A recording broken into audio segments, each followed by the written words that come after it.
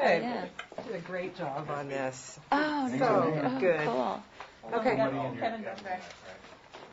We will wait till. All right, we good? Okay.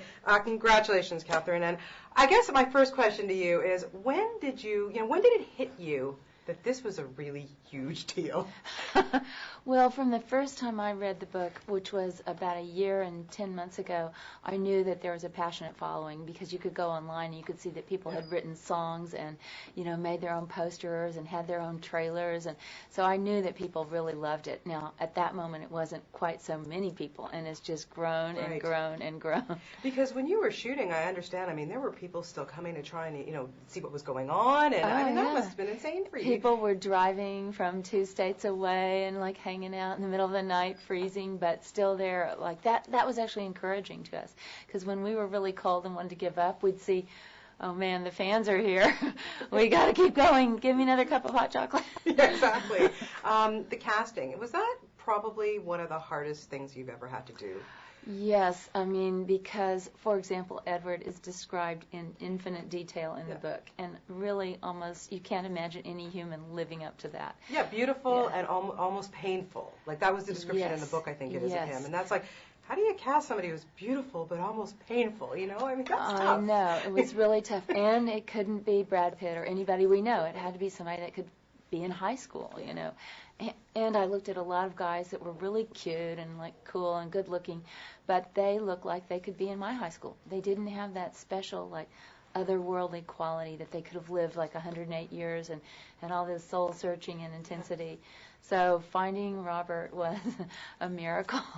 Is it true that your mother was getting in on the action too? Oh my God, my mother was like, "You better get it right, Catherine. You better get the right Edward." I'm like, "Mom, calm down." That's good. That's good. She's seen the film. This is what I want to know. She hasn't seen it yet. I think she'll be very proud of you. I think, well, she likes the photographs. Good. That's so a good far, start. Yeah. Good start. Now, casting, obviously, Rob and Kristen together. How did you know? I know you did, your special casting bed. We won't get into the details there. But how did you know they were going to click? Because it's one thing to do an audition, but what was it about the two of them that really just sparked it for you? Well, we did about 3 different scenes. We did the meadow scene, we did the kissing scene on the bed, we did the biology scene, and we tried them several different ways, and I'm filming them and, tried to see, is that chemistry going to happen? And then the next day I looked, even in the room, it was very cool. But you still wait till the next day, look at it, edit the scene, look at it on the computer and say, yes, it translates. It translates to the screen. They've got that thing that you feel. They've got that magnetism. Was there a particular scene that you were just chomping at the bit to shoot? Well, I kind of love the scene where she says, I know what you are, and how long have you been 17? That scene, I love that. It's I call it the declaration scene, and that was, in a way, my favorite, because it's out in the forest, and it's just kind of intoxicating. How's he going to react to this? I felt like I was on the edge of my seat, just reading that passage.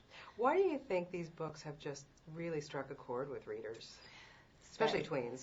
They're kind of sexy in a way. You feel that sexual tension. You're at a certain age, you start to become aware of your desire for a guy or a girl, and so this is Bella's kind of awakening, and she falls hard, and you're just wondering at every moment, how far can they go? If they get too passionate, she's going to end up in a pool of blood. Right, yeah.